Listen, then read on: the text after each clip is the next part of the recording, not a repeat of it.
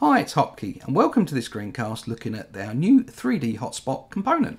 Right, so let's open up the skin editor and open up the component toolbox, find the component, double click and add it to the skin. There's going to be two, one for silhouette and one for the simplex skins, and basically this is what it looks like. So I'm going to save the skin and generate the output, and this is it in Safari.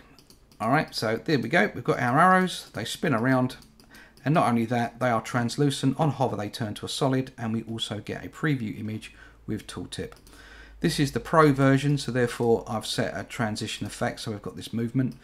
If you haven't got Pro and you open it up in light, this is what it will look like in light. It's got the same arrows, the same 3D arrows, except for you'll just get tooltips instead of previews. If you don't want the preview or tooltip, you can just go to the skin configuration button and deselect 3D hotspot preview tooltip. If you generate that out once it's deselected, you won't get any previews or tooltips. There you go. If I just set that back again, there we go. Job done. Right. The other thing is that the hotspots always point towards the hotspots as set in the viewer. All right. So if I click on this, if I do shift click to unlock and move it upwards, if I generate the output, the arrow will actually point towards it. There you go. This is great if you've got, like, you know, drone 360s and you've got, you know, you want to point upwards to the sky and point down, and yeah, so these really do come into their own for that sort of environment. All right, so that's really good.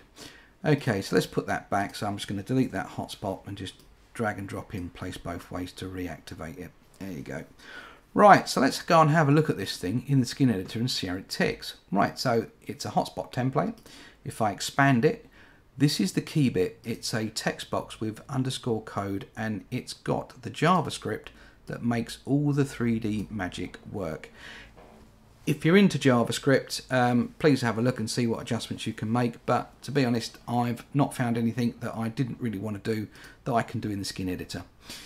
Okay, so with that said, basically the hotspot template, here it is in the 3D environment, and you've got to imagine that this is pinned at the bottom of the screen and everything rotates around it. Okay, so if I was to hide the preview image, you'll see that there's my chevron, and this distance is how far it is away from the hotspot.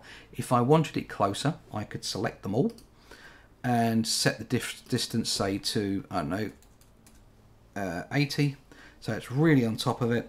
If I was to generate the output, you'll see that the arrows are much closer together. All right, so I can actually change the X and Y axis, so the distance away and close to me, and the left and right within the skin. What I can't change in the skin, and has to be done with some CSS code, is the Z axis, is the up and down. Now, to show you this, if I go back to the output and just generate that again, you'll see that the arrows are actually made of 3 elements. You'll see that I've got 2 white chevrons and a black one in the middle. All right, so in the skin, this is what we've got. All right, so for me to explain this, what I'm going to do is I'm going to hide all these, all right, and deselect it in the output so you don't see it in the output. And I'm going to bring in my own graphic. All right, it's a little arrow. I'm going to place it here. I'm going to bring it into the 3D environment by making it a child of the hotspot template. All right, and then I'm going to anchor it top middle. So if I set 0 or the X to 0, that keeps it in line, and then the Z and the Y axis, if that's how far away it's going to be from the point of rotation. Okay, so if I go and save that, generate and have a look, you'll see now that I've replaced the chevrons with my arrows. All right, that's pretty cool. Now, as I said, it's like working with any other skin, so if I wanted to change the size of the arrows, I can make them 70 by 70. Again, save and generate the output, and we'll see that we've now got bigger arrows. Okay, now what I wanted to do was explain this Z axis, right, or axis as it were. So how I'm going to do that is I'm going to copy this white arrow and paste a new one. Make that a child of the hotspot template and change the ID to 2, so they're 2 separate templates. The other thing I'm going to do is open up the color picker, and I'm just going to invert the color. So what was black, I'm going to make white. and what was white I'm going to make black. There we go, and apply that. Now in the skin editor it's only 2D space, so I can't see the black arrow underneath it until I change its position. There we go. So there's the black one, and there's going back to the white one. Now the arrows were stacked on top of each other, so if I look at the first arrow which was on top, you'll see that that has some CSS that says transform translate 3D, and I can adjust its X, Y and Z, or Z axis. Now I can change the X and Y in the skin editor, I don't need to do it here, but I do need to do it like for the Z axis here. So if you can see here, it's 1 pixel. The black chevron, if it's sitting at 0 pixels, this means it's 1 pixel above it. If I look at the arrow underneath it, you'll see that this is -1 pixel, so it's 1 pixel below it. So if I copy this line, all right, and then paste that into my black arrow, this will then make my black arrow 1 pixel below the white one. So let's generate the output and have a look at what it looks like. So there's the white arrows and the black ones underneath. There you go. How cool is that? So you can quite easily make your own 3D hotspots with your own graphics.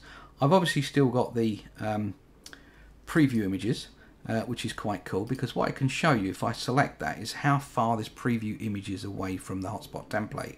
So if I select that, I could actually make it closer. So if I said that was, I don't know, 150, that will now bring that closer to the arrows. So generate the output, and here it is. It's, well, almost right on top of it. There you go. So there's the arrows there. Okay, so that's quite cool. Right, so as you can see, you can change the X and Y in the skin, but the Z needs to be done with the CSS. I just want to have a look at one last element, and that's this preview image. And the reason for that is that this still has the same CSS for its Z-axis, but I've also got an angle because it's flipped up by 90 degrees so we can see it in front of us. So if we look at this CSS for this, it's also actually got some CSS formatting as well. So if I have a look at it, you can see we've got some border radius, or we've got a border radius of 5 pixels to give it a slight curve. Overflow hidden, so any part of the image that's past the border is hidden. Border shadow, so we've got a drop shadow going on with the preview image. This is the transform translate 3D, so this is X, Y and Z. If you look here, it's 90, so it's much higher up. If I wanted it lower down, I could make a lower figure. If I wanted it higher up, I would then increase that figure. But the rotate X -90 degrees, so this is what's flipped it up, and so we're facing it. If I change that to say 60 degrees, what will happen is that the preview image will actually lean back, and it will lean back quite a bit actually at 60. So let's have a look, and there you go. There's the image leant back. Now, of course, it's leaned back. So what I would need to do now would be to move the whole preview image back, because you can see it's actually covering some of the arrow. There you go. There's our 3D component and 3D hotspots. And thanks for watching.